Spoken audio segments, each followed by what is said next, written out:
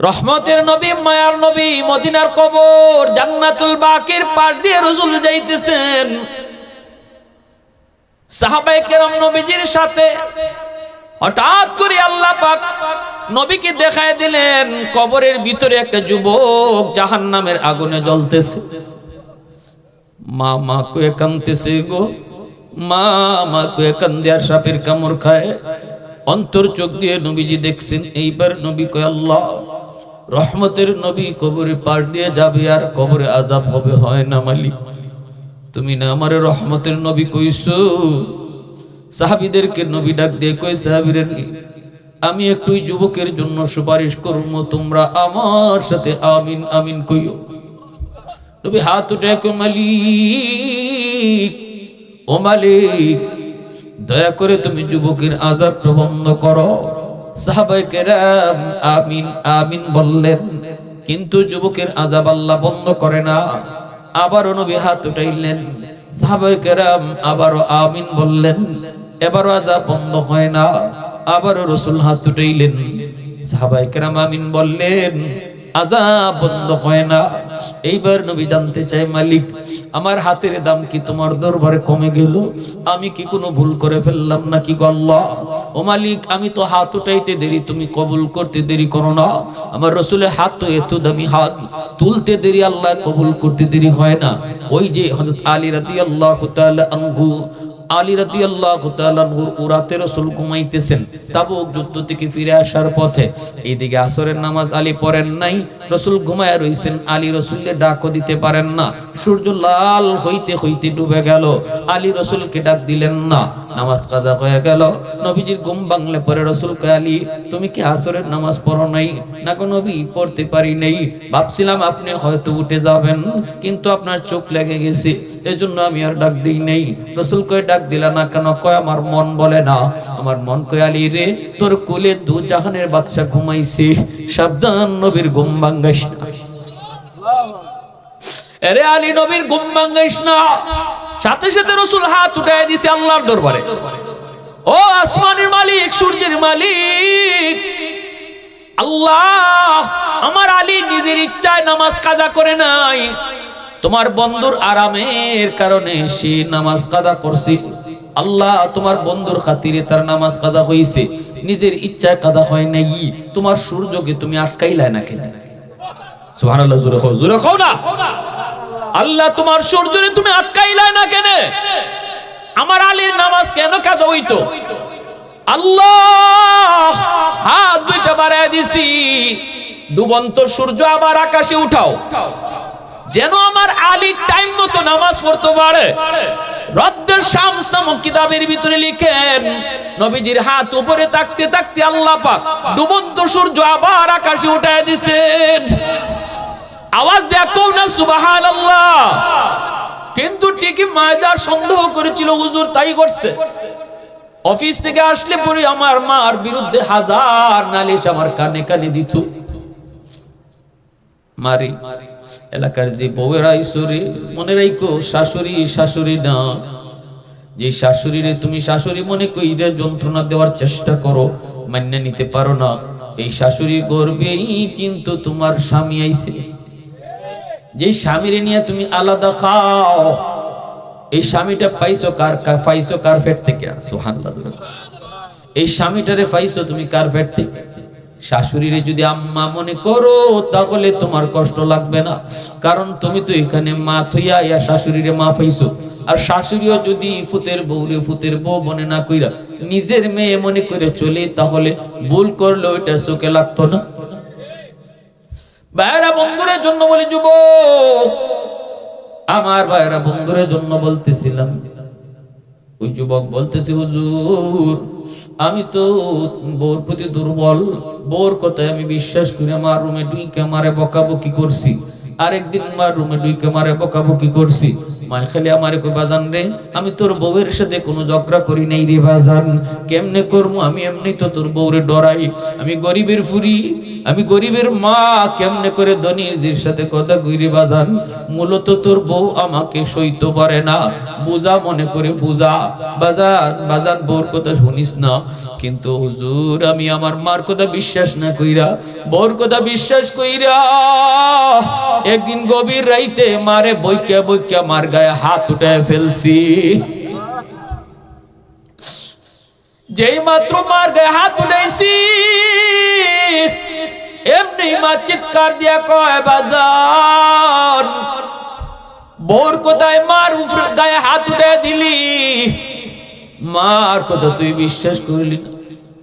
আমি তো তোরে দেই কি আমার জীবন যৌবন সব এই বাড়িতে কাটাইছি, এই হাতটা দিয়ে তুই মারে মারছো, এই হাতটা মায় চুমায়া চুমায়া বড় করছি। ঠিক আছে নে, যে হাত দিয়ে তুই মারছো আল্লাহ যেন তোর এই হাত ফসায়া দেয়। আরেফ বিল্লাহ করাচির হযরত হাকিম আক্তার সাহেব রাহিমাহুল্লাহ কিতাবের ভিতরে নিজে লিখছেন, বয়ানের ভিতরে নিজে কইছেন, তিনি নিজে ওই যুবকটারে দেখছেন, নিজে যুবকের সাথে কথা কইছেন। হুজুর যখন ইমায় কইছে তোর হাত যেন আল্লাহ ফসায়া দেয়, হুজুর আমি তখনই টের পেয়েছি আমার পায়ের নিচের মাটিটা কাঁপুনি দিয়ে উঠছে। কারণ মা বাপের বদ্ধ যখন দেরি যুবক কলিজায় যখন বাপ মা আঘাত পায়, তখন আল্লাহর আরশটা পর্যন্ত কাঁপে ওঠে। আল্লাহ সব সইতে পারে, এটা সইতে পারে, আল্লাহ সব সইতে পারে, বাপ মার চোখের পানি আল্লাহ সইতে পারে না। তোর জীবনের সব শস্য ফুল শুধু দেখবি, এক নম্বর ক্ষতি হইব তোর হায়াতের বরকত আল্লাহ কেড়ে নিব। হায়াতের বরকত তুমি পাইতাই না যদি বাপ মার দিলে কষ্ট দাও। ঠাটা তোমার উপরে পড়ার কথা না, তোমার উপরে আইয়া পড়বো।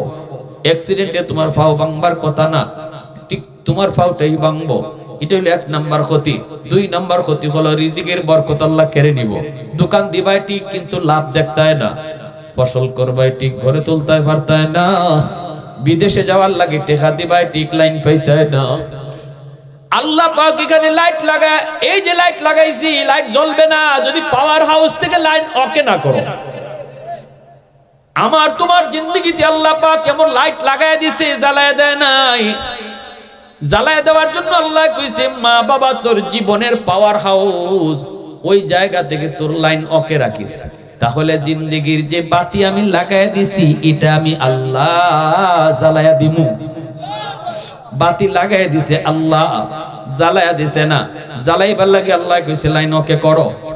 এজন্য যেই সন্তান বাপ মারে নারাজ করে চলবো, বাপ মারে বাদ দিত না, বাপ মার অবাধ্য হয়ে চলবো, মা বাবার সাথে চোখ লাল করে কথা কইব, শক্ত শক্ত ভাষায় মার সাথে ব্যবহার করব। মনে নেই তোমার জিন্দেগির বাতি লাগাইল আছে, জ্বালাইল নাই। বাতি আছে কিন্তু বাতি বন্ধ। চোখে শস্য ফুল দেখবা, যেখানে হাত দিবা দেখবা কুস্তুই নাই, কুস্তুই নাই। আর যদি তুমি মা বাবার খুশি রেখে চলো, হাকিম উম্মত থানবী রাহমাতুল্লাহি আলাইহি বলেন, এক নম্বর ফায়দা হায়াতের বরকত আল্লাহ বাড়াইয়া দিবে। দুই নম্বরে আল্লাহ তোমার রিজিকের মধ্যে বরকত বাড়াইয়া দিবে। তিন নম্বর আল্লাহ তোমার দিন দিন সম্মানের চেহারা বইবে। চার নম্বর আল্লাহ তোমার সন্তানরে মানুষের মতো মানুষ বানাইব। পাঁচ নম্বর আল্লাহ তোমারে দুনিয়াতেই মক্কা মদিনা দেখাইব। গরিব হইল আল্লাহ তোমারে মক্কা মদিনা জিয়ারত নসিব করবে। যে সন্তানের পেছনে বাপ মার দোয়া থাকবো। ভাইরা আমার, ওই যুবক হুজুর তখনই টের পাইছি জমিন কাঁপতে উঠছে। কিছুদিন পরে অফিস থেকে খবর পাইলাম মা নাই। মা আরেকটা বদ্ধ দিছিল, তুই আমার জানাজা যেন পড়তে না পারস। আমি শত চেষ্টা করেও জানাজা ধরতাম পারছি না। তখনই বুঝছি মার দ্বিতীয় দোয়া বদ্ধ কবুল। কিছুদিন পরে হাতের মধ্যে ফুরা দেখা দিছে, এই ফুরা থেকে ফসা শুরু হয়েছে। এই ফসা ডাক্তার দেখাই, অ্যান্টিবায়োটিক দেখাই, অ্যান্টিবায়োটিক দেয়, ফুরা বালা হয় না, ফসা খালি উপরে উঠে। ডাক্তার রাখে আমরা তো রোগ ধরতাম পারি না, কি হয়েছে তোমার, টেস্টমেন্ট যা আছে। তখন আমি বুঝছি রোগ আমার কোনখানে। আমি ডাক্তারে বলছি, ডাক্তার তোমরা রোগ ধরবাই কেমন, আমার রোগ তো আসমানো, আর চিকিৎসা চলছে জমিনও। আগুন লাগছে শেরপুর, পানি দেয় ফরিদপুর, জীবনে আগুন যেমন নিত্য না, আমার রূপ তো আসমানো, চিকিৎসা জমিন কেমনে হইব। হুজুর ওই দিন থেকে আমার হাতে এমন ফসাদ দুর্গন্ধ, আমার সুন্দরী বউ যার মায়ায় ফিরে মারে মারছিলাম, এই বউ আমারে ফালাইয়া বাপের বাড়ি গেছি। আর এলাকার মানুষ আমার বাড়ির থেকে বাইর করে দিছে, তোর দুর্গন্ধে আমরা থাকতাম পারি না, তুই যে ভাই মন চাই ভাই যা। এখন আমি রাস্তায় রাস্তায় ঘুরি, মসজিদে মসজিদে তাকি, আর আল্লাহর কাছে কান্দি, কাপড় দিয়ে হাতটা ফেসাইয়া রাখি, নাইলে মানুষ মসজিদও টিকতে পারতো না, কয়েক পল্লা কাপড় দিয়ে ফেসাইয়া রাখছে। মাজারওয়ালা বাচ্চা দেওয়ার ক্ষমতা নাই রে যুবক। সন্তান দেওয়ার, বাচ্চা দেওয়ার মালিক একমাত্র, শুধুমাত্র, কেবলমাত্র কে? আটরশির দরবারে গরু নিয়ে যায়। কেন যাও? কয় ধনী হওয়া যায়। বাবা ধনী বানায় দেয়। ধনী বানায় কে? মাজারে গিয়া যদি কেউ গরু দেয় আর কয় বাবা ধনী বানাই, তাহলে গরুর সাথে মাজারে ইমানও দিয়াইব। ভাইরা বন্ধুরের জন্য আল্লাহ পাক প্রথম আদেশটা করলেন, বান্দা তোর গোলামিটা খাঁটি কর, বন্দেগীটা খাঁটি কর। চাইবে তো আমি আল্লাহর কাছে চাও, গোলামি করবা তো আমার করো, সেজদা দিবা তো আমি আল্লাহর কদমে সেজদা দাও, কোনো মাজারে নয়, কোনো ফিরের দরবারেও নয়। এই কথাটা আল্লাহ প্রথম আদেশ দিয়ে বলেন। এরপরে শুন বান্দা, দ্বিতীয় আদেশটাই হলো মা বাবার সাথে উত্তম আচরণ করো, ইহসানের আচরণ করো। ইহসান বলা হয় বাংলায় যে শব্দটা আমি সহজ ভাষায় বুঝাই, ইহসান বলা হয় এমন আচরণ, আমার সাথে কেউ খারাপ আচরণ করলেও আমি খারাপ দিব না। আল্লাহ বলে ইহসানের আচরণ হলো তুমি তার খারাপ আচরণের বদলা উত্তম আরো ভালো আচরণ বদলা দেও। সুবহানাল্লাহ। এজন্য আল্লাহ বুঝাইতে চাইলেন, ও দুনিয়ার সন্তানের দল, মা বাবা যদি তোমার সাথে খারাপ আচরণ করে, তুমি খারাপ আচরণ কইরো না। এটা আমি আল্লাহর আদেশ। আল্লাহু আকবার, জোরে কও। আদেশটা কার? জোরে মালিকের নাম কার? বাপ মা যদি তোমার সাথে খারাপ আচরণ করে, তবু তুমি সন্তান খারাপ আচরণ করতে পারবা না। এটা আমার আদেশ। আল্লাহর আদেশ মানা। নামাজ পড়া আল্লাহর আদেশ, নামাজ পড়া যেমন ফরজ, বাপ মার সাথে ভালো আচরণ করো তেমন ফরজ। আল্লাহু আকবার, জোরে বলো। রোজা রাখা যেমন ফরজ, মা বাবার সাথে উত্তম আচরণ, ভালো আচরণ করো সন্তানের উপরে ফরজ। এজন্য যুবক মনে রাখো, মায়ার নবী, দয়ার নবী একদিন হাদিস বর্ণনা করেন, মসজিদে নববীতে সাহাবায়ে কেরাম সবাই বসা। আনাবি হুরায়রা রাদিয়াল্লাহু তাআলা আনহু قال قال رسول الله صلى الله عليه وسلم من أصبح مطيعا لله في والديه أصبح له بابان مفتوحان من الجنة। রাসূল বলেন, কোন সন্তান যদি রাতের বেলা মাকে বাবাকে খুশি করে ঘুমায়, এই সন্তান সকাল হওয়া মাত্রই তার জন্য জান্নাতের দরজা খোলা। আর যদি কোন সন্তান রাতের বেলা বাপ মারে কষ্ট দিয়া ঘুমায়, সকাল হতেই তার জন্য জাহান্নামের দরজা খোলা। সাহাবী জিজ্ঞেস করেন, কিলা ইয়া রাসূলুল্লাহ ওয়া ইন যালামা। সাহাবী বলেন, নবী গো, যদি বাপ মা সন্তানের সাথে খারাপ আচরণ করে, বাপ মা যদি সন্তানের সাথে খারাপ আচরণ করে, জুলুম করে, তবুও কি সন্তান বাপ মার সাথে ভালো আচরণ করবে? সাহাবী প্রশ্নটা করলেন, যেটা আমাদের অনেকের মনে প্রশ্ন থাকতে পারে, হুজুর কেমনে ভালো আচরণ করব? আমার বাবা তো আমারে ঠগাইলেন, আমার বাবা তো আমাকে সম্পদ কম দিলেন, আমার সন্তানকে তো বাপ মায় কম মায়া করে, অন্য ভাইয়ের সন্তানকে বাবায় বেশি মায়া করে, বাবা তো আমারে ত্যায্য পুত্র করে দিল, বাবা তো আমারে ঘর থেকে বের করে দিল, আমি কেন বাপ মার সাথে ভালো আচরণ করব? এমন যতগুলি প্রশ্ন তোমার আমার থাকতে পারে রে যুবক। ওই প্রশ্নটাই সাহাবী নবীকে করলেন, কিন্তু মায়ার নবী, দয়ার নবী যে উত্তর দিয়েছিলেন, রাসূল বলেন, ক্বালা ওয়া ইন যালামা ওয়া ইন যালামা ওয়া ইন যালামা। রাসূল তিনবার বলেছেন, বাপ মা যদি জুলুম করে, জুলুম করে, জুলুম করে, তুমি সন্তান জুলুম করতে পারবা না, বরং তুমি সন্তান বাপ মার সাথে ভালো আচরণ করা লাগবে। সিদ্ধান্ত জানাইতেছেন মায়ার নবী, দয়ার নবী। এজন্য আল্লাহর নবীর কথার উপরে আমাদের কোনো কথা চলবে? যখনই আমি শুনবো এটা আমার আল্লাহর কথা, যখনই আমি শুনবো এটা আমার নবীর সিদ্ধান্ত, তখন আর আমি পণ্ডিতি চলবে না, তখন আমার বুদ্ধিজীবীর কোনো বুদ্ধি চলবে না। মনে করতে হবে সমস্ত বুদ্ধিজীবীর বুদ্ধি হলো অকেজো ডাস্টবিনে যখনই রসুলের কথা চলে আসবে। আমার মতে মত নয়, নবীর মতে মত, এর নাম হলো উম্মত। উম্মত কারে কয় ভাই? আমার মতে মত নয়, নবীর মতে মত, তার নাম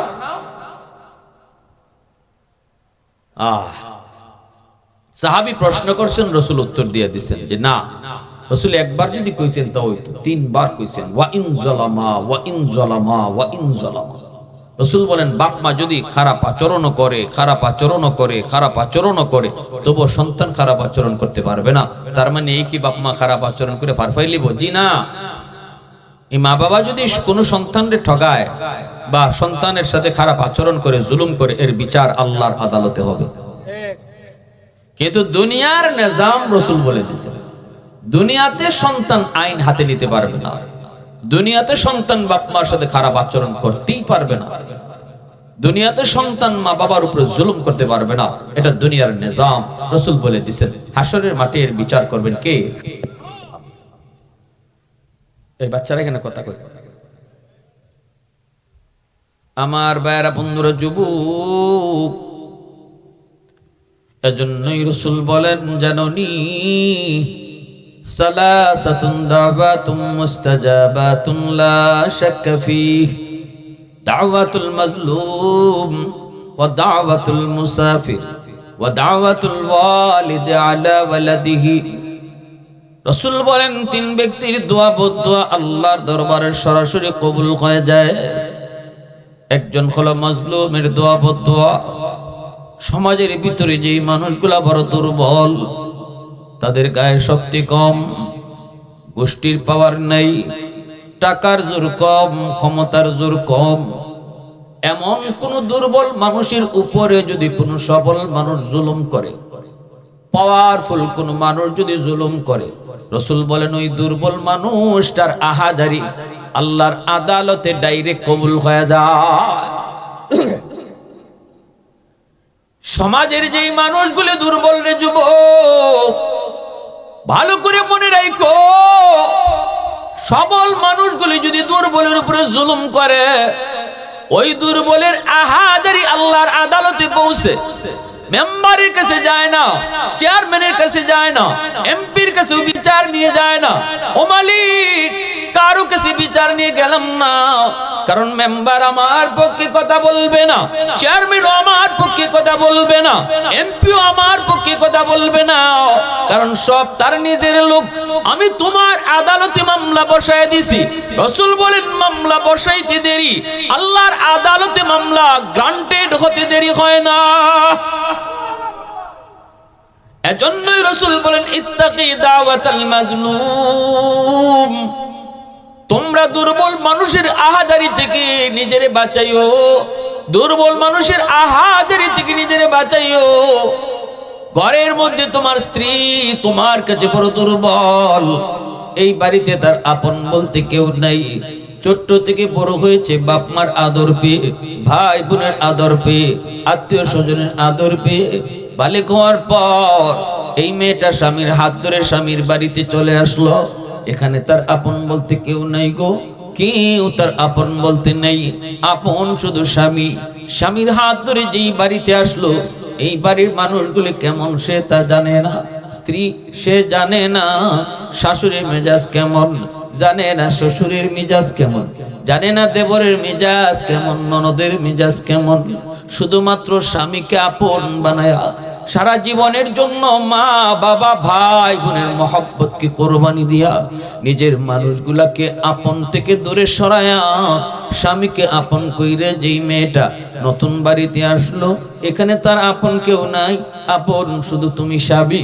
এইবার যদি তুমি তার উপরে জুলুম করো অথবা তারে কষ্ট দাও, মানসিক শারীরিক কোনো টর্চারিং করো, তার পক্ষে কথা বলার কেউ নাই রে যুবক। এই বাড়িতে তার পক্ষে কেউ নাই, সব তোমার নিজের লোক, সব তোমার তোমার আপন লোক, তুমি যদি তারে টর্চার করো, তুমি যদি তারে মারো, তুমি যদি তারে গালিগালাজ করো, তুমি যদি তারে ছোট করো, ফোন দিয়া বাবার কাছেও নালিশ দেয় না, মার কাছেও নালিশ দেয় না, কারণ বাবা টেনশন করবে, মা টেনশন করবে। চোখের পানিটা যদি বাথরুমের ভিতরে যায় ফালায়, পাক করে যায় যদি এই আল্লাহর দুর্বল বান্দি চোখের পানিটা ফালায় রে যুবক, ওই চোখের পানিটা এত গরম, মাটি বরদাস্ত করে না, মাটি বরদাস্ত করে না। এই পানিটা আল্লাহর আদালতের ফাইলে গিয়া জমা হয়ে যায়। কিয়ামতের ময়দানে আল্লাহ বলবে, বান্দা তোর জীবনের নামাজ, তোর জীবনের রোজা, তোর জীবনের হজ সবকিছু আমি আল্লাহ আটক রাখলাম। নামাজ লইয়া তুই পরে জান্নাতে ঢুকবি, রোজা লইয়া তুই পরে জান্নাতে ঢুকবি। আগে তোর বিরুদ্ধে তোর বউয়ের মামলা, তোর বিরুদ্ধে তোর স্ত্রীর মামলা, এই দুর্বল মানুষটার মামলা তুই আগে ডিসমিস কর, এরপরে তুই তোর নামাজ লইয়া জান্নাতে যা। জীবনে বহু নামাজ পড়েছ, জান্নাত পাইবা, আগে মামলা ডিসমিস কর, মামলা সেদিন ডিসমিস কর। ওই দিন কিন্তু স্ত্রীর কাছে তুমি 1000 বার মাপ চাইলো, তোমার আদরের স্ত্রী তোমাকে মাপ দিবে না। মোহরের টাকা না দিয়া তুমি চলে গেছো, হাসরের মাঠে কিন্তু স্ত্রী আল্লাহর আদালতে মামলা দিব। যতই তুমি তার স্বর্ণ অলংকার পরাইছো, কিন্তু মোহরের টাকা যদি তারে পরিশোধ না করো রে যুবক, এই টাকার মামলা কিন্তু তোমার বিরুদ্ধে রেডি। তুমি যতই মনে করতেছো তোমার স্ত্রী মাপ দিয়ে দিছে, না না, তোমার ঘরে তোমাকে তো মাপ দেওয়ার কথা বলবি, না না, সে এটা অন্তর থেকে দেয় নাই। তুমি আগে মোহরের টাকা তার হাতে বুঝায় দেয়া দেও, বুঝায় তার হাতে দিয়া দেও, নিজের থেকে মাপ লওয়ার চেষ্টা করবা না। যদি কও বিবি গো তুমি যদি মাপ না দেও তাহলে কেমনে কি হইব, এত টাকা তো আমি দিতে পারবো না। স্ত্রী তো তোমার ঘরে সংসার করার জন্য, সে বলবে হগো স্বামী ঠিক আছে আমি মাফ করে দিছি, তুমি দিতে পারবা না তাহলে এত টাকার লেখাও কেনে। এটা একটা সিস্টেম হয়ে গেছে আমাদের দেশে, জানি 10 লাখ 12 লাখ 15 লাখ লেখা লেখাইলাই, 5 লাখ 10 লাখ লেখাইলাই, ফের 5000 দিবার ক্ষমতাও নাই, ঠিক না? এটা ফাইজলামি না? এই বেটা বস, ও এটা ডং, এটা ফাইজলামি। যেটা দেওয়ার ক্ষমতা আছে তুমি এটাই মোহর লেখো। 10 লাখ আর 12 লাখ মোহর লেখাইয়া বিয়া আটকানি যায় না, যেটা বাংবার এটা এমনি ভাঙ্গে। কোটি টাকা থাকলেও লাভ হইতো না। অতএব টাকায় কোনোদিন বিয়া আটকায় না, বেশি মোহরের টাকায় বিয়া আটকায় না। বিয়া সংসার টিকায় না, সংসার টিকায় দুজনের আল্লাহ ভীতির উপর। স্বামীও যদি আল্লাহরে ডরায়, বউ যদি কারে ডরায়, জোরে কর, আল্লাহরে যদি ডরায়, তাহলে এই সংসার টিকে। এজন্যই বিয়ের মধ্যে খেয়াল রাখো যুবক, সাধ্য মতো তুমি যা আছে তুমি তার মোহর লেখাইবা, অসাধ্যের বাইরে তুমি মোহর লেখাইতে যেও না। আবার মেয়ের বাবারা যারা আছেন, আপনারও বোঝা দরকার আছে, আপনার মেয়েটারে বিয়া দিবেন, আপনি তো 10 লাখ মোহর চাইছেন, কেন চাইছেন? 10 লাখ টাকা মোহর আপনি কেন? আপনি কেমন হুজুর মোহর চাইছেন তো নাকি? হে হুন্ডা নিছে না? আমার এদি বিয়ার আগেই কইছে ফালসার লাগবো, ফালসার। বিয়ার আগেই কইছে ফ্রিজ লাগবো। বিয়ার আগে তার বাবা কয় লাগতো না, আমি যৌতুক খাই না, কিন্তু খাইছে ঘুরাইয়া ডাইরেক্ট না, ঠিক না? এরকম সালেককে বাঙালি আসেনি না নাই? যৌতুক হালাল না হারাম? হয় বিয়াই আমি এটা নেই না, এটা আমার বংশের মাঝেও নাই, তবে যে গড়টা থাকবো এই গড় তো আপনার জিওই থাকবো, ঘরটা সাজায় দেওয়া তো এটা আপনারই দায়িত্ব। হ্যাঁ, ফ্রিজ যদি একটা দেন তে আপনার মেয়ে তুই কেন গুসমুস রাখবো? এটা কেমনে না খাইয়া কেমনে খাইতেছে? জেরুন্ডার মানুষ বুঝনি বা এমনি না খাইয়া কেমনে খায়? বাইলদে বাইলদে খায়। এজন্য যে বিয়ার মধ্যে যৌতুক থাকবো এই বিয়ার মধ্যে বরকত থাকতো, যে বিয়ার মধ্যে বেশি টাকা মোহর থাকবো এই বিয়ার মধ্যে বরকত থাকতো। গিয়া দেখেন আজকে আমাদের ওই দাদা দাদি বার বড় বাপ বড় মা বুড়া হইয়া কি পরিমাণ মহব্বত লইয়া দুইজন কবরে গেছে, মহব্বত লইয়া দুইজন এখনো বুড়োই গেছে, এরপরে একজন আরেকজনের ছাড়া চলতে পারে না, খাইতে পারে না। গিয়া দেখুন মোহর কয় টাকা আছে, ঠিক না নি? আর আমরা 10 লাখ 5 লাখ টাকা মোহর দিয়াও বর্তমানে ওই বিয়ার রেজিস্ট্রি অফিসে রেজিস্ট্রি যে লেখে তারা কি তা কয় কাজী কয় হুজুর বিয়া দিয়ে কয়টা ভরাই এর ডাবল তালাক হইলে ফোন লাগে।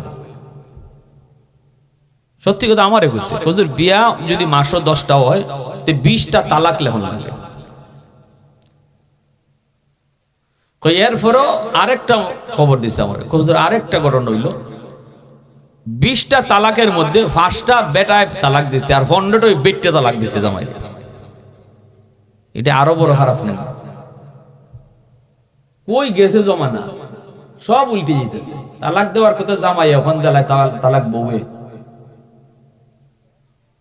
আর আইনও কিতা ব্রিটিশ আইন, সব বেটিনদের পক্ষে, ঠিক না নি? মহিলাদেরকে তালাক দেওয়ার অধিকার যদি দেওয়া হয় তো এইরকম তালাকের সংখ্যা দিন দিন বাড়বই। কারণ মহিলারা অল্পতে নার্ভাস হয়ে যায়, অল্পতে সবার কম, ধৈর্য কম, এই জন্য রাগের মাথা উঠলে পরে ওই হের অস্ত্র হে বাইর করে নেব, তালাক, ঠিক না নি? পুরুষের ধৈর্য আছে, এই জন্য আল্লাহ নারীদেরকে তালাকের অধিকার দেয় নাই, তালাকের অধিকার দিছে পুরুষে। আল্লাহ এদেশে ইসলামী আইন প্রতিষ্ঠা করো, সবাই বলেন আমিন। কোরআনের শাসন প্রতিষ্ঠা করো, জোরে কোন আমিন। এই সমস্ত বাউতাবাজি সাউতাবাজি চলতো না, কোরআনের আইন চললে, ঠিক কি না? সমাজে অত তালাকের ঘটনা ইত্তাকি। এজন্য আল্লাহ রাসূল বলেন সালাসাতুন দাওয়াতুম মুস্তাজাবাতুন লা শাক্কা ফীহি দাওয়াতুল মাজলুম ওয়া দাওয়াতুল মুসাফির। এইবার রাসূল বলেন 3 ব্যক্তির যেই দোয়া বদদোয়া আল্লাহর দরবারে সরাসরি কবুল। দ্বিতীয় নম্বর হলো মুসাফিরের দোয়া বদদোয়া, মুসাফিরের দোয়া বদদোয়া আল্লাহর দরবারে সরাসরি কবুল। এরপরে নবীজি বলেন বাপ মার দোয়া বদদোয়া, মা বাবা যদি দোয়া করে সন্তানের জন্য, এই দোয়াটা যেমন ভাবে সরাসরি কবুল, বাপ মা যদি বদদোয়া দেয় এই বদদোয়াটাও সরাসরি কবুল। এ আল্লাহর গোলাম মনে রাখো, এই গ্যারান্টি দিয়েছেন আল্লাহর নবী।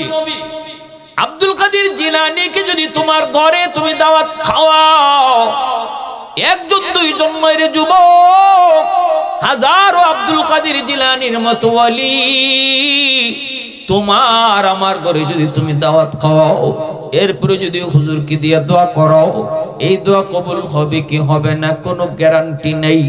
কিন্তু রাসূল বলেন ভাঙ্গা করে যদি তোমার মা হাত উঠায়, ভাঙ্গা করে যদি তোমার বাবা হাত উঠায়, রাসূল বলেন এই দোয়াটা ডাইরেক্ট কবুল, গ্যারান্টি আছে। তাহলে ফিররে তুমি গরু খাওয়াইবাই পরে আগে তুমি মারে খালি কমলা খাওয়াও, ফিররে গরু খাওয়ানোর পরেও ফিরে দোয়া করলে কবুল হবে কি হবে না কোনো গ্যারান্টি নেই। কিন্তু রাসূল বলেন একালে কমলা বাপরে খাওয়াইছো, মারে খাওয়াইছো, অন্তর তুমি খুশি করে নিয়েছো, তাদের অন্তর থেকে যে দোয়াটা বের হয়েছে এই দোয়াটা কবুল হবে 100% গ্যারান্টি। সিল্লা কেন গোলাপানগুলা বুঝলাম না, আপনারা দেখেন না একটু এদিকে। লা ইলাহা ইল্লাল্লাহ, সবাই লা ইলাহা ইল্লাল্লাহ,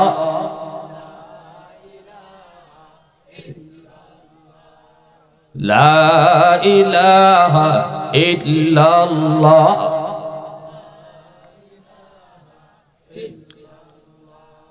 লা ইলাহা ইল্লাল্লাহ, লা ইলাহা ইল্লাল্লাহ মুহাম্মাদুর রাসূলুল্লাহ। জোরে সুরে বলি সাল্লাল্লাহু আলাইহি ওয়াসাল্লাম। মুসা আলাইহিস সালাম একদিন বলতেছে মালিক জান্নাতে আমার বন্ধু কে হবে? আল্লাহ বলে অমুক বাজারের একজন কসাই, সে হবে জান্নাতে তোমার বন্ধু। মুসা নবী বলতেছে মালিক কসাই আমার বন্ধু হবে কোন আমলের কারণে? আল্লাহ বলেন আমলটা নিজে যায় তুমি তালাশ করে বের করো। মূসা নবীকে আল্লাহ আমল কর নাই। মূসা নবী তিনি বের হয়েছেন কসাইয়ের খুঁজে, বাজারে গিয়া তারা পেয়ে গেলেন। সালাম দিয়া বলতেছেন ভাই আমি একজন মুসাফির, আমি আপনার বাড়িতে মেহমান হতে চাই, আমাকে আজকে আপনি মেহমান হিসেবে নিবেননি? কসাই কয় ঠিক আছে, আমি তো মেহমানের পাগল। আমরা মনে করি মেহমান আসলে আমার কমায়, কিন্তু রাসূল বলেন মান আরাদা আইয়াবসুতার রিজকা ফালইউকরিম দাইফা। নবীজি বলেন উম্মতের দল জাননি মেহমান কিন্তু তোমার রিজিক বাড়ায়া দিয়া যায়। আমরা দেখি মেহমান আমার ফ্রিজের গোশত কমাইছে, কিন্তু রাসূল বলেন বাড়ায়া দেয়া গেছে। এবার বলেন আমার দেখা ঠিক না নবীর দেখা ঠিক? হ্যাঁ, মেহমানে কমায় আর রাসূল কয় বাড়ায়। আমারটা ঠিক না নবীরটা ঠিক? নবীরটা। কসাই কয় ভাই রে আমি তো মেহমানের পাগল, আসেন আপনি আমার বাড়িতে মেহমান হন।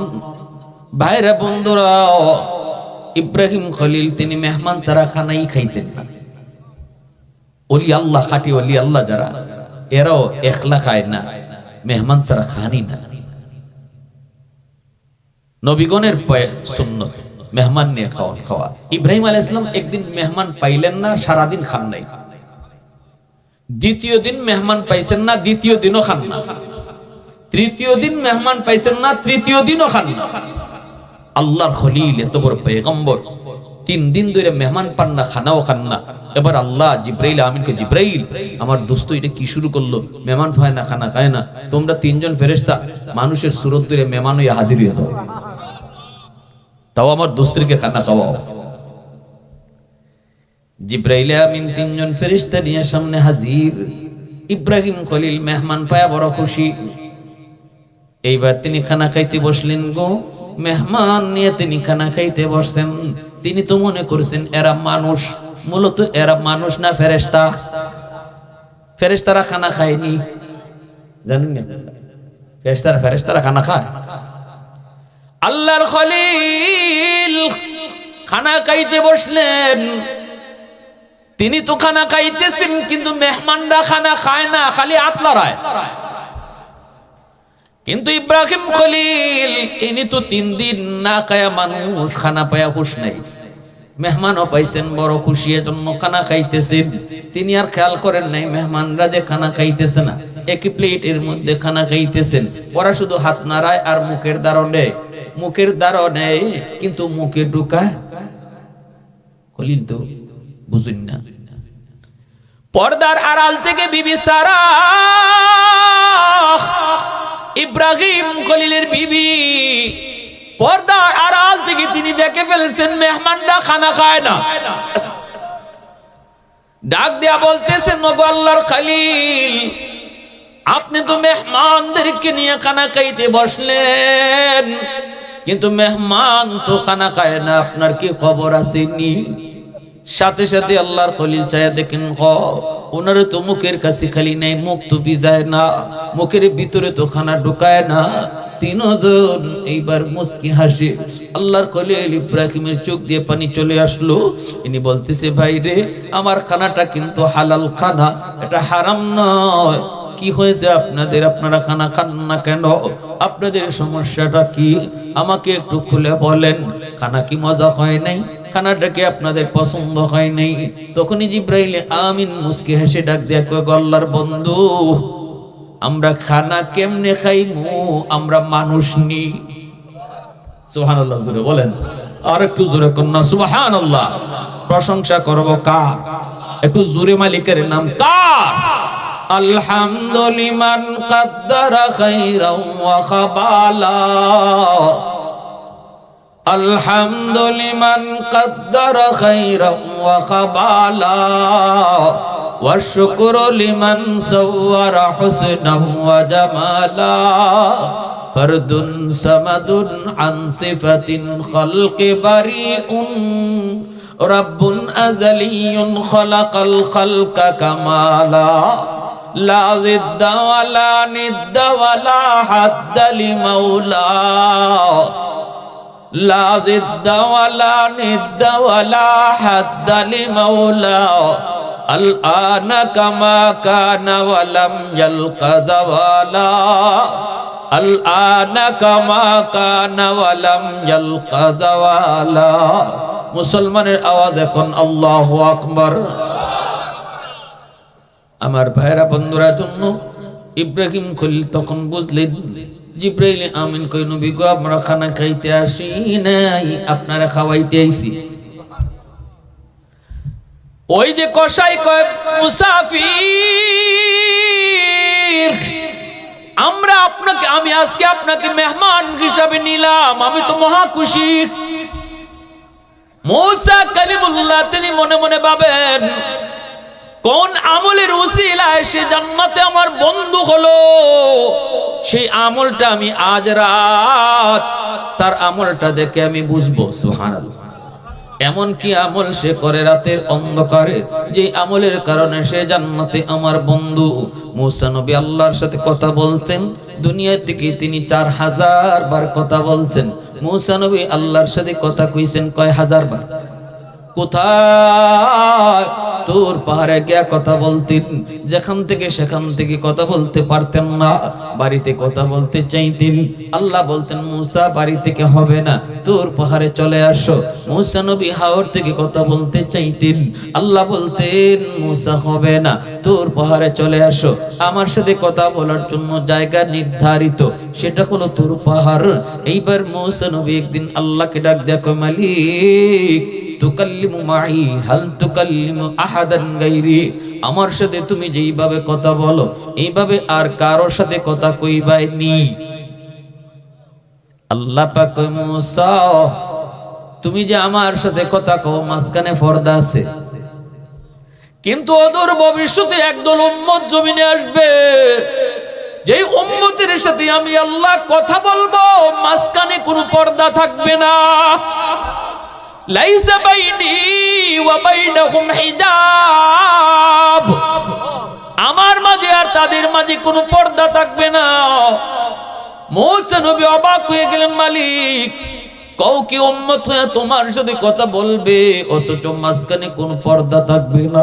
আমি নবী হয়ে কথা বলি মাঝখানে পর্দা? আল্লাহ এরা কোন নবীর উম্মত একটু কইবাইনি? আল্লাহ কই উম্মতে মুহাম্মদ, এরা আমার বন্ধু মুহাম্মাদুর রাসূলুল্লাহর উম্মত। মুসা কই মালিক আমি তো তোর পাহাড়ে এসে কথা বলি, ওরা কোন পাহাড়ে গিয়া কথা কইব? আল্লাহ কই মুসা রে এরা কোন পাহাড়ে যাওয়া লাগবে না, আমার বন্ধুর উম্মত যখনই নামাজে দাঁড়াইব তখনই কথা শুরু হয়ে যাইব। এজন্যই রাসূল বলেছেন মুসাল্লি ইউনাজি রাব্বা, নামাজে দাঁড়াইলেই আল্লাহর সাথে কথা কয়। এজন্য বলি যুবক, মসজিদের মিনার থেকে আল্লাহ তোমারে ডাকে, আল্লাহু আকবার আল্লাহু আকবার, আমি আল্লাহ বড় আমি আল্লাহ বড়। ও বান্দা তোর দুনিয়ার কাম ছোট, তোর দোকানদারি ছোট, তোর বন্ধু ছোট, আমি আল্লাহ বড়। বন্ধুরে তুই মসজিদে চলে আয়, বন্ধুরে লইয়া তুই মসজিদে চলে আয়, দোকানদারি তুই মসজিদে চলে আয়। দোকান তোর বড় নয়, আমি আল্লাহ তোর কাছে বড়। বান্দা কে তোরে আমি আল্লাহ থেকে ভুলে দিল। ইয়া আইয়ুহাল ইনসান মা গাররাকা বিরাব্বিকাল কারীম, ও বান্দা তোরে কে তোর দয়ালু রব থেকে ভুলে দিল? আমি তো তোর সেই দয়ালু মালিক, যেই মালিকে তোরে মার পেটও তোরে খাওয়াইছি। দুনিয়াতে আসার পর তুই দুনিয়াতে আসার আগে তোর রিজিক তোর মার বুকে আমি দুধ পাঠাইছি। আমি জানি তুই এমন দুধ খাবি যেটা তোর জন্য ঠান্ডা হলেও ক্ষতি, গরম বেশি হলেও ক্ষতি। এজন্য তুই যদ্দূর ঠান্ডার গরম সইতে পারো এই রকম দুধ তুই দুনিয়ায় আসার আগে তোর জন্য আগে ফাটাইয়া দিছি। হাত ছিল তোর, ধরার ক্ষমতা তোর ছিল না, সময় মতো তোর হাতে আমি শক্তি দিয়েছি। পা ছিল, হাঁটার ক্ষমতা ছিল না, সময় মতো তোর পায়ে আমি শক্তি দিয়েছি। তোরে সময় মতো কে এগুলা দিল? আমি তো দিয়েছি। ওই রব তোরে ডাকতেছি মসজিদের মিনার থেকে, বান্দা যাইস না, যাইস না, তুই আর সামনে যাইস না, আয় আমি আল্লাহর কদমে তুই সেজদা দিয়ে যা। কিন্তু ওই দিন তুই আমার ডাক শুনলি না, ওই দিন আমার ডাক শুনলি না। মনে রাখিস কিয়ামতের ময়দানে আমি আল্লাহ আমার পাও দেখাই মুরে, হাসরবাসীকে আমি আল্লাহ আমার কদম দেখাইমু। ওই দিন হাসরবাসী আমার কদমে সেজদায় পড়ব, কিন্তু তুই বেনামাজি আমার পাও সেজদা দিতে পারবি না। তুই চাইবি সেজদা দিতে, কিন্তু তোর পিঠ বেঁকা হইতো না, তোর হাড্ডি মেরুদণ্ডের হাড্ডি বেঁকা হইতো না। ওয়া ইদা কিলা লাহুমুর কাউ লা ইয়ারকাউন, ডাক দেওয়া হবে আল্লাহর সেজদা করো। নামাজি মানুষগুলো আল্লাহর কদমে সেজদায় পড়ে যাবে, কিন্তু বেনামাজিরা সেজদা দিতে পারবে না, পিঠ বেঁকা হয় না। চাইবো সেজদা দিত, পিছন দিক দিয়ে উপর হয়ে পড়ে দেব, চোখের পানির বদলে রক্ত বের হবে যুবক। ওই দিন তোর চোখের পানির বদলে রক্ত বের হবে, এরপর আল্লাহ তোর প্রতি দয়া দেখাবে না। আল্লাহ সেদিন কইব, বান্দারে এখন কান্দে কি লাভ, এখন তুই কান্না করে কি লাভ? তুই দুনিয়ার জমিনে আমি আল্লাহ তোর দিকে কষ্ট পাইছি। আমার মসজিদের সামনে দিয়ে তুই চলে যাইতি, মসজিদের মিনার থেকে আজান হইছে, আমি আল্লাহ তোরে ডাকছি, মুয়াজ্জিন তোরে ডাকি নাই, ডাকছিলাম আমি আল্লাহ। উলামায়ে কেরাম তোরে কত করে বুঝাইলো, দাওয়াত তাবলীগ ওয়ালারা কত করে বুঝাইলো, পীর বুজুর্গরা তোরে কত করে বুঝাইলো, ওয়াজ মাহফিলের আওয়াজ তোর কানে গেল, কিন্তু সেদিন বসলি না। বইতে যদি তোর দিলটা একটু নরম হইতো, সেদিন যদি তুই বইতে একটু নরম হইতো, আমি আল্লাহর ডাকে মসজিদে তুই আসতি, তাহলে আজকেও আমি তোর ডাক শুনতাম। দুনিয়ায় তুই যে আমার ডাক তুই শুনতি, আজ হাসরের মাঠে আমি আল্লাহ তোর ডাক শুনতাম। দুনিয়াতে তুই ডাক শুনোস নাই, আজ আমিও তোর ডাক শুনবো না। আল্লাহ কইব, খুযুহু ফাগুল্লুহু সুম্মাল জাহিমা সাল্লুহু সুম্মা ফি সিলসিলাতিন দারউহা সাবউনা জিরান ফাসলুকু। আল্লাহ ফেরেশতাদেরকে কইব, বেনামাজিরে ধর, এই বেনামাজিরে ধর, দইরা ওরে 70 গজ জিঞ্জির দিয়া বান, 70 গজ জিঞ্জির দিয়ে ওরে বান, বাইন্দে ওরে জাহান্নামে নিক্ষেপ করো। নাউজুবিল্লাহ, জোরে কও। এ যুবক, জানো নি তোমার সেজদার কত দাম? তুমি যুবকের সেজদা যদি এক পাল্লায় রাখা হয়, আর হাজারো বুড়া মানুষের সেজদা যদি এক পাল্লায় রাখা হয়, যুবকের সেজদার পাল্লা ভারী হয়ে যায়। এজন্য রাসূল বলেছেন, লা ওয়ারাকাল কাফি আও কামা ক্বালা নবী আলাইহিস সালাম। রাসূল বলেন, যার শক্তি ছিল গুনাহ করার, যার সুযোগ ছিল গুনাহ করার, এরপর যে আল্লাহর ভয়ে গুনাহ করে না, আল্লাহ পাক বলে, আল্লাহ রাসূল বলেন, এই যুবক যৌবনে এসে আল্লাহর ওলি হয়ে যায়। বন্ধুরা চাইছে চল ডাব চুরি করি, বন্ধু কই চল মুরগি চুরি করি, আঁশ চুরি করি, কিন্তু যুবক কইছে, দোস্ত রাতের অন্ধকারে দুনিয়ার মানুষ দেখবে না রে, কিন্তু আসমানের মালিক রে কই রাখমু? দুনিয়ার মালিকের চোখে ফাঁকি দিতে পারলাম, তার ঘরের আঁশ চুরি কইরা, কিন্তু আমার আসমানের মালিককে কই রাখলাম? এই চিন্তা করে যেই যুবক নিজের গুনাহ থেকে বাঁচায়, বন্ধুদেরকেও গুনাহ থেকে বাঁচার ফিকির করে, রাসূল বলেন, তোমরা জানো না গো, ওই যুবক সে যৌবনে আল্লাহর ওলির তালিকায় নাম উঠায়। এজন্য বলি, হাতে পায়ে ধরে বলি, যুবক, মূসা আলাইহিস সালাম কে আল্লাহ, ও মালিক, সেই কসাইয়ের বাড়িতে আমি মেহমান হয়েছি, তার আমলটা দেখার জন্য। ওই কসাই যুবক সে সারাদিন গোশত বিক্রি করে, এরপরে সেই টাকা দিয়ে সে ঘরে খাবার নিয়ে আসে। এই খাবারটা নিয়ে এসে সে বউ রুমে ঢুকলো না,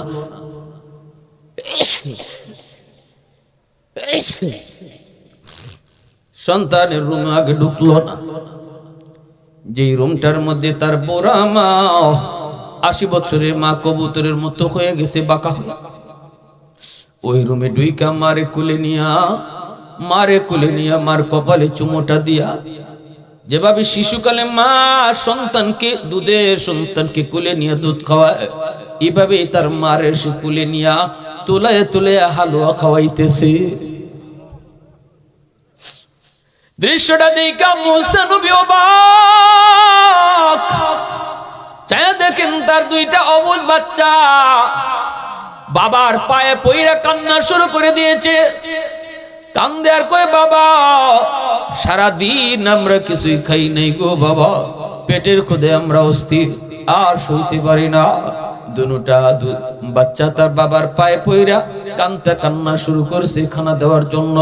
বাবার হাতে খানা, এই খানা বাবা সন্তানকে না দিয়া সন্তানের কপালে চুমুকায়, গালে চুমুকায়, চোখের পানিটা মুছে আর কয়, বাদান একটু সবর করো, আগে তোমাদের দাদুর খানা খাওয়া লই। মুসা নবী কয়, ভাই রে বাচ্চাগুলি কার? যুবক কই, ভাই বাচ্চাগুলি আমার। তোমার নিজের বাচ্চা, অথচ একটু মায়া লাগলো না? কানতে কানতে পায়ে পইরা গেল দুটা বাচ্চা।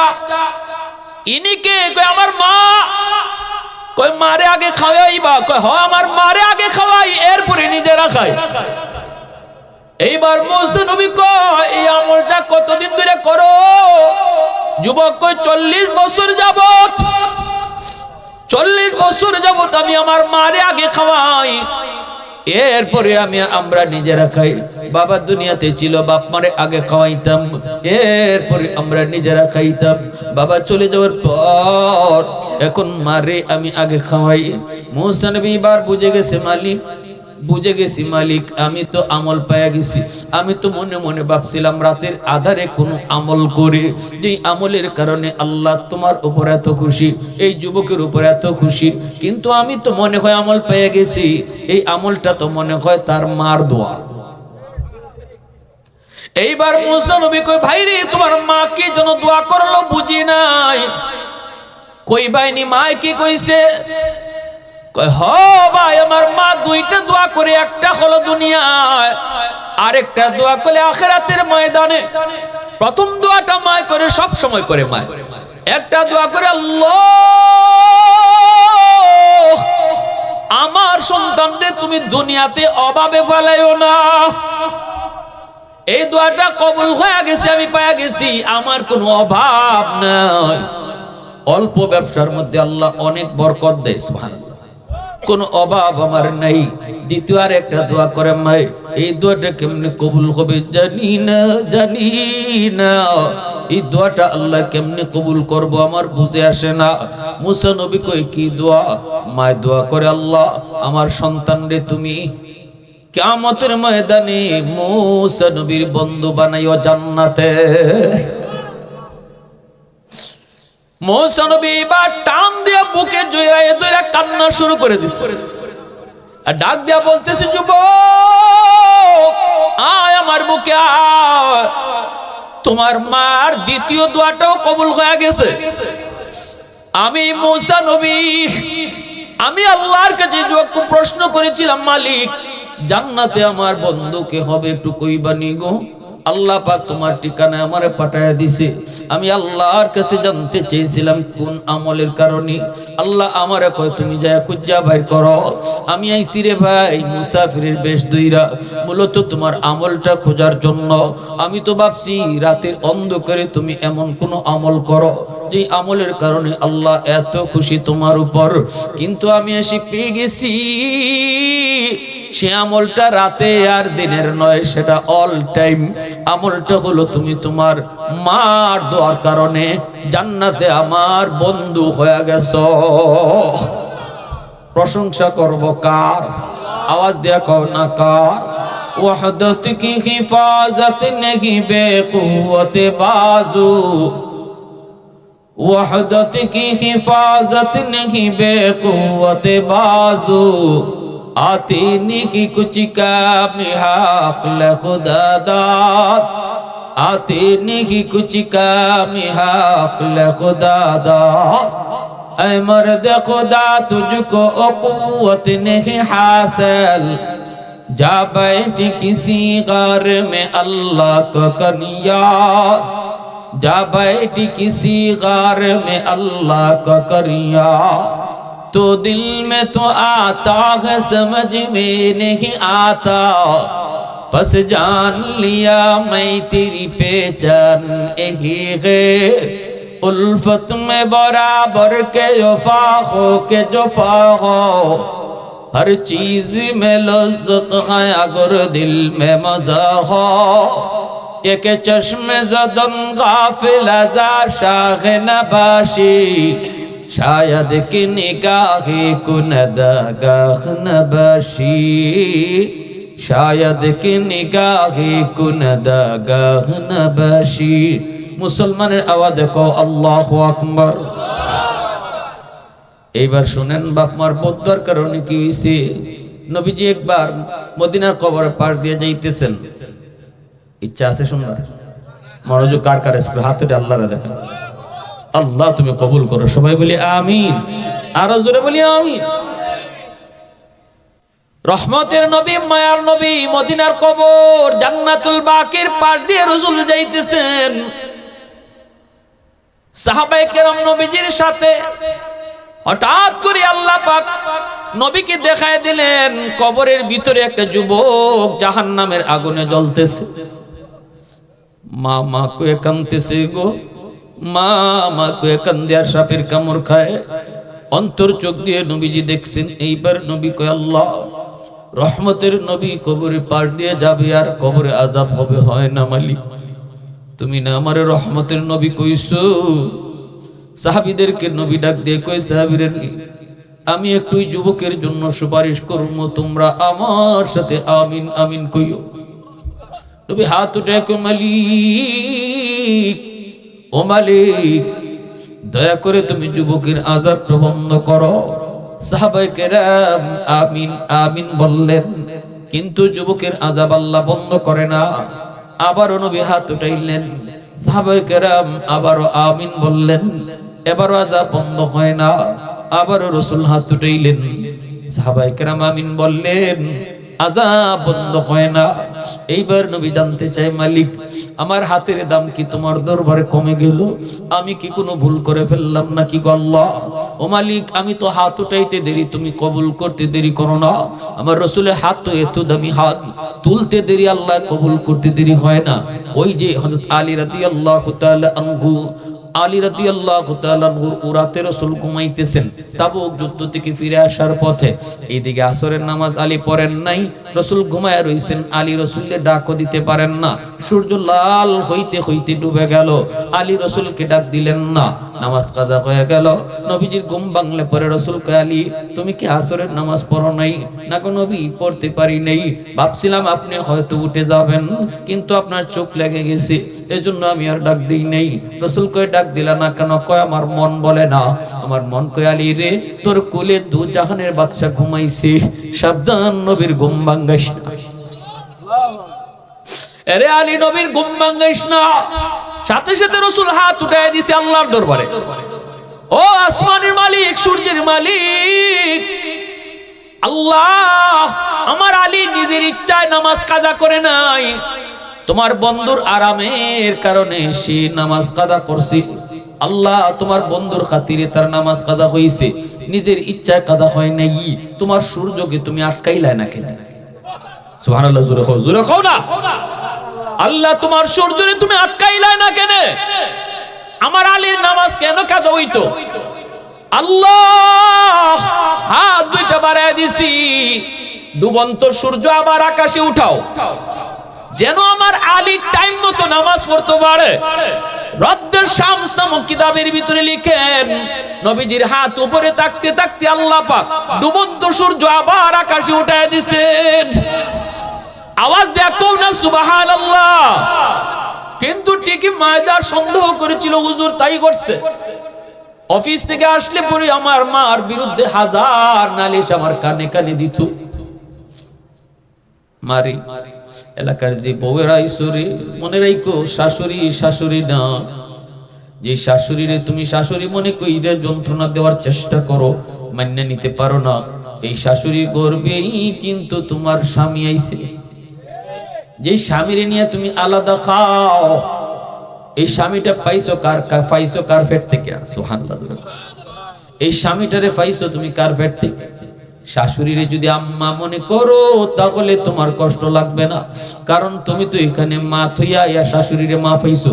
আর শাশুড়িও যদি ফুতের বউ মনে না কইরা নিজের মেয়ে মনে করে চলে, তাহলে ভুল করলে ওইটা চোখে লাগতো না। ভাইরা বন্ধুরের জন্য বলি, যুবক আমার ভাইরা বন্ধুরের জন্য বলতেছিলাম। ওই যুবক বলতেছি, হুজুর আমি তো বউর প্রতি দুর্বল, বউর কথায় আমি বিশ্বাস করি। আমার রুমে ঢুকে আমারে বকাবকি করছি, আরেকদিন আমার রুমে ঢুকে আমারে বকাবকি করছি। মাই খালি আমারে কই, বাজান রে আমি তোর বউয়ের সাথে কোনো ঝগড়া করি নাই রে বাজান, কেমনে করবো? আমি এমনি তো তোর বউরে ডরাই, আমি গরিবের ফুরি, আমি গরিবের মা, কেমনে করে ধনীর সাথে কথা কইরি বাজান? মূলত তোর বউ আমাকে সইতে পারে না, বুঝা মনে করে বুঝা বাজান বউর কথা শুনিস না। কিন্তু হুজুর আমি আমার মার কথা বিশ্বাস না কইরা, বউর কথা বিশ্বাস কইরা একদিন গভীর রাইতে মারে বইকা মার গায়ে হাত উঠায় ফেলছি। যেই মাত্র মার গায়ে হাত উঠাইছি,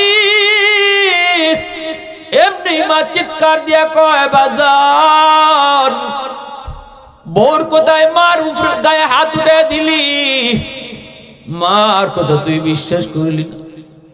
আমি তো তোরে দেখি আমার জীবন যৌবন সব এই বাড়িতে কাটাইছি। যে হাতটা দিয়ে তুই মারে মারছো, এই হাতটা মায় চুমায়া বড় করছি, ঠিক আছে? নে যে হাত দিয়ে তুই মারছো, আল্লাহ যেন তোর এই হাত ফসায়া দেয়। আরেক বিল্লাহ করাচির হযরত হাকিম আক্তার সাহেব রাহিমাহুল্লাহ কিতাবের ভিতরে নিজে লিখছেন, বয়ানের ভিতরে নিজে কইছেন, তিনি নিজে ওই যুবকটারে দেখছেন, নিজে যুবকের সাথে কথা কইছেন। হুজুর যখনই মাই কইছে তোর হাত যেন আল্লাহ ফসায়া দেয়, হুজুর আমি তখনই টের পেয়েছি আমার পায়ের নিচের মাটিটা কাঁপুনি দিয়ে উঠছে। কারণ মা বাপের বদ্ধ যখন দের যুবক কলিজায় যখন বাপ মা আঘাত পায়, তখন আল্লাহর আরশটা পর্যন্ত কাঁপিয়ে ওঠে। আল্লাহ সব সইতে পারে, এটা সইতে পারে, আল্লাহ সব সইতে পারে, বাপ মার চোখের পানি আল্লাহ সইতে পারে না। তোর জীবনের সব শস্য ফুল শুধু দেখবি, এক নম্বর ক্ষতি হইব তোর হায়াতের বরকত আল্লাহ কেড়ে নিব। হায়াতের বরকত তুমি পাইতাই না যদি বাপ মার দিলে কষ্ট দাও। ফাটা তোমার উপরে পড়ার কথা না, তোমার উপরে আইয়া পড়বো। অ্যাক্সিডেন্টে তোমার ফাও ভাঙবার কথা না, ঠিক তোমার ফাওটাই ভাঙবো। এটা হলো এক নাম্বার ক্ষতি। দুই নাম্বার ক্ষতি হলো রিজিকের বরকত আল্লাহ কেড়ে নিব। দোকান দিবাই ঠিক কিন্তু লাভ দেখতায় না, ফসল করবাই ঠিক ঘরে তুলতায় পারতায় না, বিদেশে যাওয়ার লাগে টেকা দিবাই ঠিক লাইন পাইতায় না। আল্লাহ পাক এখানে লাইট লাগায়, এই যে লাইট লাগাইছি লাইট জ্বলবে না যদি পাওয়ার হাউস থেকে লাইন অকে না করো। আমার তোমার জিন্দগিতে আল্লাহ পাক কেমন লাইট লাগায় দিছে, জ্বালায় দেয় নাই। জ্বালায় দেওয়ার জন্য আল্লাহ কইছে, মা বাবা তোর জীবনের পাওয়ার হাউস, ওই জায়গা থেকে তোর লাইন অকে রাখিস। তাহলে জিন্দগির যে বাতি আমি লাগায় দিছি, এটা আমি আল্লাহ জ্বালায়া দিমু। বাতি লাগায় দিছে আল্লাহ, জ্বালায়া দিছে না। জ্বালাইবার লাগে আল্লাহ কইছে লাইন ওকে করো। এজন্য যেই সন্তান বাপ মারে নারাজ করে চলবো, বাপ মারে বাদ দিত না, বাপ মার অবাধ্য হয়ে চলবো, মা বাবার সাথে চোখ লাল করে কথা কইব, শক্ত শক্ত ভাষায় মার সাথে ব্যবহার করব। মনে নেই তোমার জিন্দগির বাতি লাগাইল আছে, জ্বালাইল নাই। বাতি আছে কিন্তু বাতি বন্ধ। চোখে শস্য ফুল দেখবা, যেখানে হাত দিবা দেখবা কুস্তুই নাই, কুস্তুই নাই। আর যদি তুমি মা বাবার খুশি রেখে চলো, হাকিম উম্মত থানবী রাহমাতুল্লাহি আলাইহি বলেন, এক নম্বর ফায়দা হায়াতের বরকত আল্লাহ বাড়াইয়া দিবে। দুই নম্বরে আল্লাহ তোমার রিজিকের মধ্যে বরকত বাড়াইয়া দিবে। তিন নম্বর আল্লাহ তোমার দিন দিন সম্মানের চেহারা বইব। চার নম্বর আল্লাহ তোমার সন্তানরে মানুষের মতো মানুষ বানাইব। পাঁচ নম্বর আল্লাহ তোমারে দুনিয়াতেই মক্কা মদিনা দেখাইব। গরিব হইল আল্লাহ তোমার মক্কা মদিনা জিয়ারত নসিব করবে। যে সন্তানের পেছনে বাপ মার দোয়া থাকবো। ভাইরা আমার, ওই যুবক হুজুর তখনই টের পাইছি জমিন কাটতে উঠছে। কিছুদিন পরে অফিস থেকে খবর পাইলাম মা নাই। মায় আরেকটা বদ্ধ দিছিল, তুই আমার জানাজা যেন পড়তে না পারস। আমি শত চেষ্টা করেও জানাজা ধরতাম পারছি না। তখনই বুঝছি মার দ্বিতীয় দোয়া বদ্ধ কবুল। কিছুদিন পরে হাতের মধ্যে ফুরা দেখা দিছে, এই ফুরা থেকে ফসা শুরু হয়েছে। এই ফসা ডাক্তার দেখাই, অ্যান্টিবায়োটিক দেখাই, অ্যান্টিবায়োটিক দেয়, ফুরা ভালো হয় না, ফসা খালি উপরে উঠে। ডাক্তার কয় আমরা তো রোগ ধরতাম পারি না, কি হয়েছে তোমার, টেস্ট মেট যা আছে। তখন আমি বুঝছি রোগ আমার কোনখানে। আমি ডাক্তারে বলছি, ডাক্তার তোমরা রোগ ধরবায় কেউ নাই, আমার রোগ তো আসমানো, আর চিকিৎসা চলছে জমিন। আগুন লাগছে শেরপুর, পানি দেয় ফরিদপুর, জীবনী আগুন যেমন নিত্য না, আমার রোগ তো আসমানো, চিকিৎসা জমিন, কেমনে হইব হুজুর? ওই দিন থেকে আমার হাতে এমন ফসাদ, দুর্গন্ধ, আমার সুন্দরী বউ যার মায়ায় ফিরে মারে মারছিলাম, এই বউ আমারে ফালাইয়া বাপের বাড়ি গেছি গেল, আর এলাকার মানুষ আমার বাড়ির থেকে বাইর করে দিছে, তোর দুর্গন্ধে আমরা থাকতাম পারি না, তুই যেভাবে মন চাই ভাই যা। এখন আমি রাস্তায় রাস্তায় ঘুরি, মসজিদে মসজিদে তাকি, আর আল্লাহর কাছে কান্দি, কাপড় দিয়ে হাতটা ফেসাইয়া রাখি, নাইলে মানুষ মসজিদও টিকতে পারতো না, কয়েক পল্লা কাপড় দিয়ে ফেসাইয়া রাখছে। এজন্য বলি যুবক সাবধান হয়ে যাও। আর আদর্শ সন্তান যদি আমরা ফেমন লাগে, যে সন্তানে মা বাবারে কদর করে চলবো, মা বাবার সেবা করব, এটা যদি আমরা বাপ মাও আশা করি, আমরারও কিছু দায়িত্ব আছে। সন্তানদের শিশুকালে মাদ্রাসাত পড়াও, সন্তানরে আল্লাহর পরিচয় শিখাও, সন্তানরে আমার রসুলের পরিচয় শিখাও।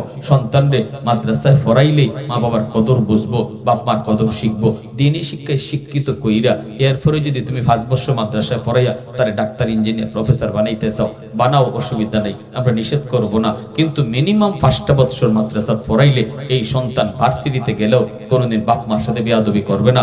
এই সন্তান ডাক্তার, ইঞ্জিনিয়ার হইলেও মা বাবার সাথে বেয়াদবি করবে না, কারণ শিশুকালে তার দিলের ভিতরে আল্লাহর প্রেম, রসুলের প্রেম ঢুকাই দেওয়া হয়েছে।